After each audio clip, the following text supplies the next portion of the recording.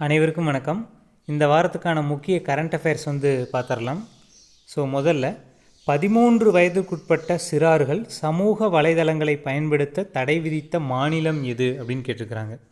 நம்ம இந்தியாவில் பார்த்தோம்னா ஆந்திர மாநிலம் தான் இந்த ஒரு சட்டத்தை கொண்டு வந்திருக்கிறாங்க. 13 வயதுக்குட்பட்ட சிறார்கள் பார்த்தோம்னா சமூக வலைதளங்களை பயன்படுத்துறதுக்கு தடை விதிச்சிருக்கிறாங்க. இதைய உலக லெவலில் எந்த நாடு பண்ணியிருக்கிறாங்க அப்படின்னா, ஃபஸ்ட்டு பார்த்தோம்னா ஆஸ்திரேலியா 16 வயதிற்குட்பட்ட சிறார்கள் சமூக வலைதளங்களை பயன்படுத்த தடை விதிச்சிருக்கிறாங்க. அதே மாதிரி ஸ்பெயினும் கொண்டு வந்திருக்கிறாங்க. இப்போ நம்ம இந்தியாவில் பார்த்தோம்னா ஆந்திர மாநிலம் முதலாக கொண்டு வந்திருக்கிறாங்க. அதுக்கப்புறம் கர்நாடகாவும் இப்போ கொண்டு வர போகிறோம் அப்படிங்கிற மாதிரி சொல்லியிருக்கிறாங்க. அடுத்தது சர்வதேச மகளிர் தினம். என்னைக்கு அப்படின்னா மார்ச் 8 தான் சர்வதேச மகளிர் தினம். அதே நம்ம இந்தியாவில் தேசிய மகளிர் தினம் எப்போது கொண்டாடப்படுது அப்படின்னா பிப்ரவரி 13ஆம் தேதி கொண்டாடப்படுது. இது யாருடைய பிறந்த தினம்? சரோஜினி நாயுடு அவர்களுடைய பிறந்த தினம் தான் இந்த பிப்ரவரி 13. இதை தான் தேசிய பெண்கள் தினமாகவும் கொண்டாடுறோம். உலக பெண்கள் தினம்னா மார்ச் 8, தேசிய பெண்கள் தினம் அப்படின்னா பிப்ரவரி 13. அடுத்தது சர்வதேச நுகர்வோர் தினம். சர்வதேச நுகர்வோர் தினம் அப்படிங்கிறது என்றைக்குன்னா மார்ச் 15ங்கிறது சர்வதேச நுகர்வோர் தினம். அதே தேசிய நுகர்வோர் தினம் என்றைக்கு நம்ம இந்தியாவில் அப்படின்னா டிசம்பர் 24. எதுக்காக இந்த தினம் கொண்டாடப்படுது அப்படின்னா டிசம்பர் 24 1986 தான் பார்த்தோம்னா நுகர்வோர் பாதுகாப்பு சட்டம் அப்படின்னு சொல்லி ஒரு சட்டம் இருக்குது இல்லையா? அந்த சட்டம் நடைமுறைக்கு வந்த தினம் தான் இந்த டிசம்பர் 24. இதை தான் தேசிய நுகர்வோர் தினமாக கொண்டாடுறோம். அதே மாதிரி மார்ச் 15 அப்படிங்கிறது உலக நுகர்வோர் தினம். இது பார்த்தோம்னா உலக லெவலில் கொண்டாடப்படக்கூடிய ஒரு தினமாக இருக்குது. டிஎன்பிசி தேர்வில் பார்த்தோம்னா இப்போ தினங்களை வச்சும் நிறைய கேள்விகள் வந்துகிட்டே இருக்குது. அதன் அடிப்படையில் இதெல்லாமே இம்பார்ட்டன்ட் டேஸாக ஒவ்வொரு மந்த்துமே பார்த்துட்ருக்குறோம். அடுத்தது T20 உலகக்கோப்பையை எந்த ஆண்டு இந்தியா சாம்பியன் பட்டம் பெறவில்லை அப்படின்னு கேட்டிருக்கிறாங்க. இது வரைக்கும் பார்த்தோம்னா 3 முறை சாம்பியன் பட்டம் வாங்கியிருக்கு இல்லையா? அதில் எந்த ஆண்டு பெறவில்லை அப்படின்னு சொல்லி அந்த 3 வருஷத்துக்கு கொடுத்து ஒரே ஒரு வருஷம் மட்டும் மாற்றி கேட்பாங்க. அதன்படி ஃபஸ்ட்டு பார்த்தோம்னா முதல்ல 2007 கப்பு வாங்கியிருப்பாங்க. அதுக்கப்புறம் 2024, இப்போ 2026 வாங்கியிருக்கிறாங்க. இது ரொம்ப முக்கியம். எந்த ஆண்டு வாங்கவில்லை பெறவில்லை அப்படிங்கிற மாதிரி கேள்விகள் வருவாங்க. அடுத்தது கீழ்கண்ட எந்த ஆண்டு லோக்சபா சபாநாயகர் மீது நம்பிக்கையில்லா தீர்மானம் கொண்டு வரப்படவில்லை? இதை கேள்வியை நம்ம கரெக்டாக பார்க்கணும். கொண்டு வரப்பட்டது, கொண்டு வரப்படவில்லை, இந்த மாதிரி நம்ம கவனித்து பார்த்தோம்னா தான் அது நமக்கு தெரியும். இல்லைனா அவசரத்தில் பார்த்தோம்னா நம்ம மாற்றிட்டு ஷேட் பண்ணிடுவோம். இதில் ஃபஸ்ட்டு பார்த்திங்கன்னா முதல்ல 1954 கொண்டு வந்திருப்பாங்க. அப்போ யார் சபாநாயகராக இருந்திருப்பாருன்னா ஜிவி மாவுலாங்கர் அப்படிங்கிறவர் இருந்திருப்பார். அவருக்கு எதிராக கொண்டு வந்திருப்பாங்க. அதுக்கப்புறம் பார்த்தோம்னா 1966 கொண்டு வந்திருப்பாங்க. அதுக்கப்புறம் 1987 கொண்டு வந்திருப்பாங்க. இப்போ பார்த்தோம்னா 2026 கொண்டு வந்திருந்தாங்க. இந்த 91 அப்படிங்கிறது தவறானது. இது வரைக்கும் 3 முறை கொண்டு வந்திருந்தாங்க. அந்த 3 முறையுமே பார்த்தோம்னா அந்த தீர்மானம் அப்படிங்கிறது தோல்வி தான். இந்த வருஷம் கொண்டு வந்தது தோல்வியில் தான் முடிஞ்சிருக்குது. அடுத்தது பிரகதி, விகாஸ் ஆகிய சின்னங்கள் எந்த அமைப்புடன் தொடர்புடையது அப்படின்னு கேட்டிருக்கிறாங்க. இது பார்த்தோம்னா மக்கள் தொகை கணக்கெடுப்புடன் தொடர்புடையதாக இருக்குது. மக்கள் தொகைன்னு வரும்போது உலக மக்கள் தொகை தினம் என்னைக்கு கொண்டாடப்படுது அப்படின்னா ஜூலை 11 தான் பார்த்தோம்னா உலக மக்கள் தொகை தினமாக கொண்டாடப்படுது. எதுக்காக இந்த ஜூலை 11 அப்படிங்கிறது உலக மக்கள் தொகை தினமாக கொண்டாடுறாங்கன்னா உலகத்தில் பார்த்தோம்னா 800 கோடி மக்கள் அப்படிங்கிறத இந்த நாளில் தான் பார்த்தோம்னா அந்த எண்ணிக்கை அப்படிங்கிறது வந்திருக்கும். அதை நினைவு கூறும் வகையில் தான் ஜூலை 11 ஒவ்வொரு ஆண்டுமே உலக மக்கள் தொகை தினமாக கொண்டாடுறாங்க. அடுத்தது 8வது மக்கள் தொகை கணக்கெடுப்பு எத்தனை நாட்கள் நடைபெறும் அப்படின்னு கேட்டிருக்கிறாங்க. சுதந்திரத்துக்கு அப்புறம் பார்த்தோம்னா இனி வரக்கூடியது 8வது மக்கள் தொகை கணக்கெடுப்பு. இது 2021 நடக்க வேண்டியது. அது கொரோனா காலகட்டம் அப்படிங்கிறதுனால தள்ளி போய் இப்போ 2027 நடத்த போகிறதா சொல்லியிருக்கிறாங்க. அது 45 நாட்கள் நடைபெறும் அப்படிங்கிற மாதிரி மத்திய அரசு தரப்பில் சொல்லியிருக்கிறாங்க. இந்தியாவில் வந்து பார்த்தோம்னா இந்திய வரலாற்றிலேயே முதல்ல வந்து பார்த்தோம்னா மக்கள் தொகை கணக்கெடுப்பு அப்படிங்கிறது 1872 நடத்தியிருப்பாங்க. அதுக்கப்புறம் 1881 ஒவ்வொரு 10 ஆண்டுகளுக்கு ஒரு முறையுமே மக்கள் தொகை கணக்கெடுப்பு அப்படிங்கிறது நடத்தப்பட்டு வருது. ஸோ அதன்படி சுதந்திரத்துக்கு அப்புறம் வந்து பார்த்தோம்னா 8வது மக்கள் தொகை கணக்கெடுப்பாக பார்க்கப்படுது. இல்லை பொதுவாக இந்திய வரலாற்றில் அப்படின்னா இனி வரக்கூடியது 16வது மக்கள் தொகை கணக்கெடுப்பு வந்து நடத்த போகிறாங்க. அடுத்தது தமிழ்நாடு தகவல் ஆணையத்தின் புதிய ஆணையர்களாக பதவியேற்றுள்ளவர்கள் யார் அப்படின்னு கேட்டிருக்கிறாங்க. ஒருத்தர் வந்து பார்த்தோம்னா அதுல்ய மிஸ்ரா அப்படிங்கிறவர், இன்னொருத்தர் வந்து பார்த்தோம்னா அபய்குமார் சிங். இவங்க 2 பேரும் தான் வந்து தமிழ்நாடு தகவல் ஆணையர்களாக பதவியேற்றுக்கிறாங்க. ஸோ தகவல் ஆணையத்தை பற்றி தெரிஞ்சுக்கும் போது தகவல் அறியும் உரிமை சட்டம் அப்படிங்கிறது எப்போ கொண்டு வந்திருப்பாங்கன்னா அக்டோபர் 12, 2005 வந்து பார்த்தோம்னா இந்த சட்டம் நடைமுறைக்கு வருது.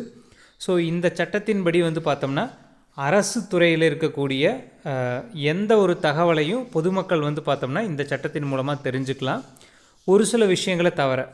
ஸோ காவல்துறையினுடைய இந்த விசாரணை அறிக்கை, அதே மாதிரி நீதிமன்ற நடவடிக்கைகள், அதே மாதிரி வெளியுறவுத்துறை, இராணுவம், ஸோ இந்த மாதிரி ரகசியம் காக்கப்படக்கூடிய விஷயங்களை தவிர மீதி எல்லா விஷயத்தையுமே இந்த தகவல் மூலமாக தெரிஞ்சுக்கலாம். ஸோ அரசு அலுவலகங்களை மட்டும்தான் நம்ம வந்து கேட்க முடியும், தனியார் அலுவலகத்துக்கு இது பொருந்தாது. அடுத்தது உயர்நீதிமன்றத்தின் 55வது நீதிபதியாக, அதாவது சென்னை உயர்நீதிமன்றத்தின் 55வது தலைமை நீதிபதியாக பொறுப்பேற்றுள்ளவர் தான் யாருன்னா நீதிபதி சுஷ்ருத் அரவிந்த் தர்மாதிகாரி. இவர் தான் சென்னை உயர்நீதிமன்றத்தினுடைய தலைமை நீதிபதியாக சமீபத்தில் பொறுப்பேற்றிருக்கிறாரு. இவர் எந்த மாநிலத்தை சேர்ந்தவர் அப்படின்னா சத்தீஸ்கர் மாநிலத்தை சேர்ந்தவராக இருக்கிறார். ஸோ ஒரு உயர்நீதிமன்ற தலைமை நீதிபதிக்கு வந்து பதவி பிரமாணம் செஞ்சு வைக்கிறது யார் அப்படின்னா ஸோ ஆளுநர் தான் வந்து பண்ணி வைப்பார். ஆனால் நியமனம் பண்ணுறது வந்து பார்த்தோம்னா குடியரசுத் தலைவர் தான் நியமனம் பண்ணுவார். அடுத்தது தமிழகத்தின் எத்தனையாவது ஆளுநராக RN ரவி அவர்கள் வந்து பதவி வகித்தார் அப்படின்னா ஸோ 26வது ஆளுநராக தான் இருந்திருப்பார். இப்போ சமீபத்தில் வந்து பார்த்தோம்னா இவர் வந்து வெஸ்ட் பெங்காலுக்கு வந்து மாற்றிருப்பாங்க.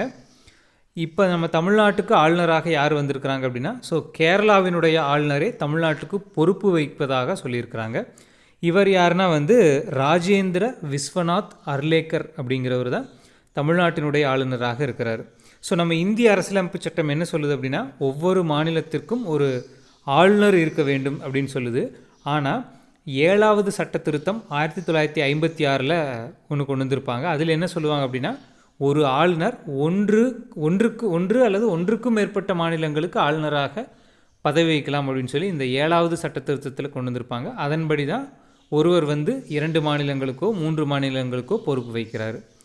ஸோ இப்படி 2 மாநிலங்களுக்கோ 3 மாநிலங்களுக்கோ பொறுப்பு வைக்கும்போது அவருக்கு சேலரி அப்படிங்கிறது எங்கேருந்து போகும்னா ஸோ 2 மாநிலத்திலிருந்துமே வந்து பகிர்ந்தளிக்கப்படும்.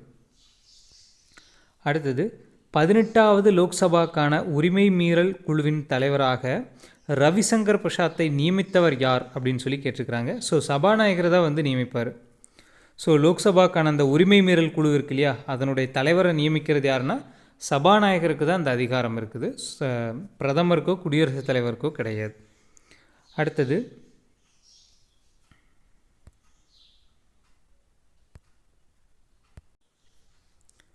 சந்திர கிரகணத்தை பற்றி கொடுத்துருக்குறாங்க. ஸோ சந்திர கிரகணத்தை பொறுத்தளவுக்கு மெயினாக பார்க்க வேண்டியது என்ன அப்படின்னா இது வந்து எப்போதும் பௌர்ணமி நாளில் தான் வந்து நடக்கும். ஸோ இந்த சந்திர கிரகணத்தில் வந்து பார்த்தோம்னா பூமி வந்து சூரியனுக்கும் சந்திரனுக்கும் இடையில வரும்போது வந்து பார்த்தோம்னா நடக்கக்கூடியது ஒரு நிகழ்வு தான் சந்திர கிரகணம் அப்படிங்கிறது. அதே மாதிரி சூரிய கிரகணத்தை பொறுத்தளவுக்கு இது வந்து எப்போதுமே அமாவாசை நாட்களில் தான் வந்து ஏற்படக்கூடிய ஒரு நிகழ்வு. இந்த நிகழ்வில் வந்து பார்த்தோம்னா ஸோ சந்திரன் வந்து சூரியனுக்கும் பூமிக்கும் இடையில் வரும்போது சூரியனுடைய நிழல் வந்து மறைக்கப்படுறதுனால சூரிய கிரகணம் அப்படிங்கிறது ஏற்படுது. மெயினாக வந்து பார்த்தோம்னா ஸோ பௌர்ணமி நாளில் ஏற்படுறது சந்திர கிரகணம், அமாவாசை நாட்களில் ஏற்படுறது வந்து பார்த்தோம்னா சூரிய கிரகணம். ஸோ சமீபத்தில் வந்து பார்த்தோம்னா ஏற்பட்டிருக்கும். ஸோ அது ரிலேட்டடாக வந்து கொடுத்துருக்குறாங்க. தமிழக சட்டசபை இருக்கு இல்லையா, ஸோ இதில் வந்து பார்த்தோம்னா 234 சட்டமன்ற உறுப்பினர்கள் வந்து இருக்கிறாங்க. இதில் SC STக்கு எத்தனை தொகுதிகள் ஒதுக்கியிருக்கிறாங்கன்னா ஸோ எஸ்சி தொகுதிகள் அப்படின்னு சொல்லி பார்த்தோம்னா ஸோ தனித்தொகுதி அப்படின்னு சொல்லி சொல்லுவாங்க. இது வந்து பார்த்தோம்னா 44 தொகுதி. அதுக்கப்புறம் ஷெட்யூல்டு ட்ரைப்ஸ் இவங்களுக்கு வந்து பார்த்தோம்னா 2 தொகுதிகள் வந்து ஒதுக்கியிருக்கிறாங்க. ஸோ மொத்தம் 234ல் ஷெட்யூல்டு கேஸ்ட்டுக்கு வந்து பார்த்தோம்னா 44 தொகுதியும், ஷெட்யூல்டு ட்ரைப்ஸ்க்கு வந்து பார்த்தோம்னா 2 தொகுதியும் வந்து ஒதுக்கியிருக்கிறாங்க. ஸோ மீதி இருக்கக்கூடியது பொது தொகுதி அப்படின்னு சொல்லி சொல்லுவாங்க. அடுத்தது தமிழகத்தில் ஸோ 5,67,67,00,000 வாக்காளர்கள் வந்து இருக்கிறாங்க. இதில் பெண் வாக்காளர்கள் தான் வந்து அதிகமாக இருக்கிறாங்க. அதில் எத்தனை அப்படின்னு சொல்லி பார்த்தோம்னா ஸோ 2,89,00,000 பெண் வாக்காளர்கள் இருக்கிறாங்க. ஸோ அதனால தான் வந்து பார்த்தோம்னா தமிழக அரசினுடைய திட்டங்கள் எல்லாமே வந்து பார்த்தோம்னா அதிகமாக வந்து பார்த்தோம்னா பெண்கள் ரிலேட்டடாகவே வந்து கொண்டு வந்துட்டுருப்பாங்க. ஸோ அடுத்து வந்து பார்த்தோம்னா தமிழகத்தில் கடைசியாக உருவாக்கப்பட்ட மாவட்டம் கேட்டிருக்கிறாங்க. ஸோ மயிலாடுதுறை மாவட்டம் தான். ஸோ தற்போது வந்து பார்த்தோம்னா தமிழ்நாட்டில் 38 மாவட்டங்கள் இருக்கு இல்லையா? ஸோ அதில் கடைசியாக உருவாக்கப்பட்ட மாவட்டம் அப்படின்னா அது வந்து பார்த்தோம்னா மயிலாடுதுறை மாவட்டம் தான். அடுத்தது நேபாளத்தினுடைய புதிய பிரதமராக ஒருத்தர் பதவியேற்றுக்கிறாரு.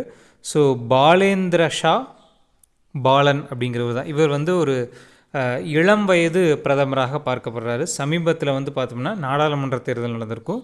ஸோ அதிலிருந்து செலக்ட் ஆகிருப்பார்.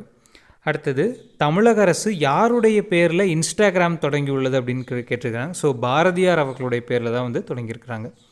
அடுத்தது மகளிர் உரிமை தொகை திட்டம் எப்போது துவங்கப்பட்டது அப்படின்னு கேட்டிருக்கிறாங்க.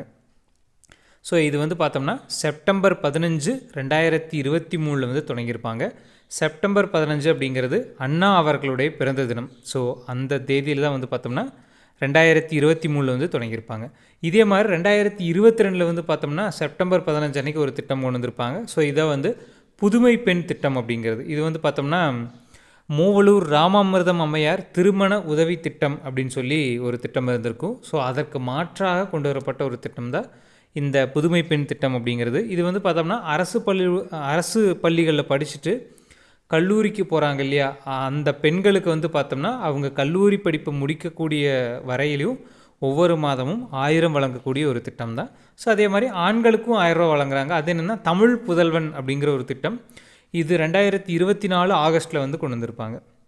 அடுத்தது தமிழகத்தின் முதல் பெண் முதல்வர் கேட்டிருக்கிறாங்க. ஸோ நம்ம வந்து உடனே நம்ம ஜெயலலிதா தான் வந்து ஞாபகத்துக்கு வருவாங்க. கிடையாது. ஸோ ஜானகி ராமச்சந்திரன். ஸோ எம்ஜிஆர் அவர்களுடைய மனைவி தான் இவங்க. ஸோ இவங்க தான் தமிழகத்தின் முதல் பெண் முதல்வராக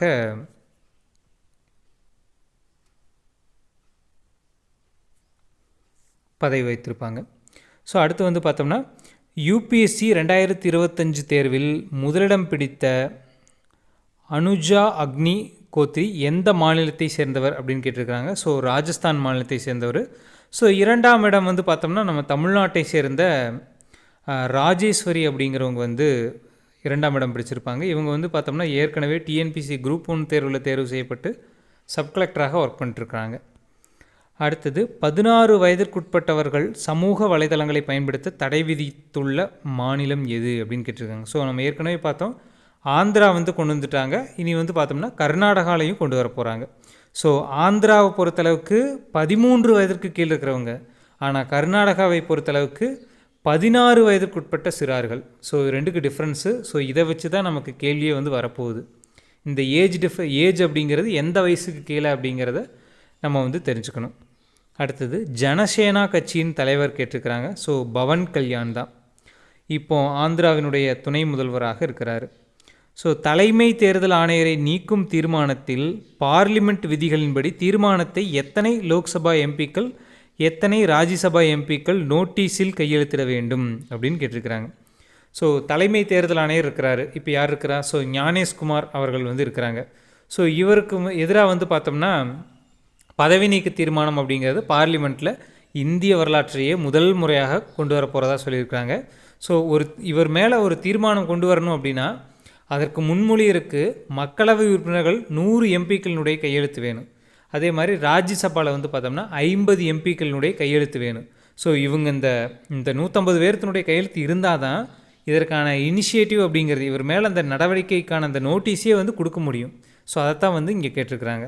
ஸோ இந்த நடைமுறை தான் வந்து பார்த்தோம்னா உச்சநீதிமன்ற நீதிபதிகளுக்கும் சரி, உயர்நீதிமன்ற நீதிபதிகளுக்கும் சரி, இவங்களுக்கு எல்லாத்துக்குமே இதே யூபிஎஸ்சியினுடைய தலைவருக்கும் சரி எல்லாத்துக்குமே இதே நடைமுறை தான் வந்து பின்பற்றப்படுது. அடுத்தது யூபிஎஸ்சி 2025 தேர்வில் 2ஆம் இடம் எடுத்தவர். ஸோ நம்ம பார்த்துருப்போம் ராஜேஸ்வரி அவர்கள். இவர் வந்து மதுரை மாவட்டத்தை சேர்ந்தவர் தான்.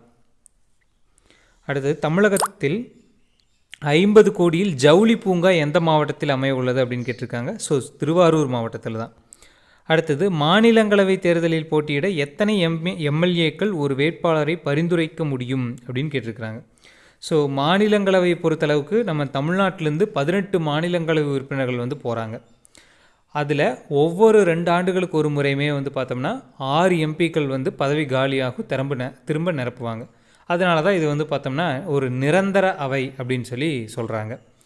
ஸோ இந்த மாநிலங்களவை தேர்தலில் போட்டியிடணும் அப்படின்னாலே, வேட்புமனு தாக்கல் பண்ணணும் அப்படின்னாலே அதற்கு 10 எம்எல்ஏக்களினுடைய ஒரு பரிந்துரை கடிதம் அப்படிங்கிறது வேணும். ஆனால் ஒரு ராஜ்யசபா சீட்டை வந்து ஜெயிக்கணும் அப்படின்னா நம்ம தமிழ்நாட்டை பொறுத்தளவுக்கு 34 எம்எல்ஏக்களினுடைய ஆதரவு இருந்தால் தான் ஒரு ராஜ்யசபா சீட் அப்படிங்கிறது ஜெயிக்க முடியும்.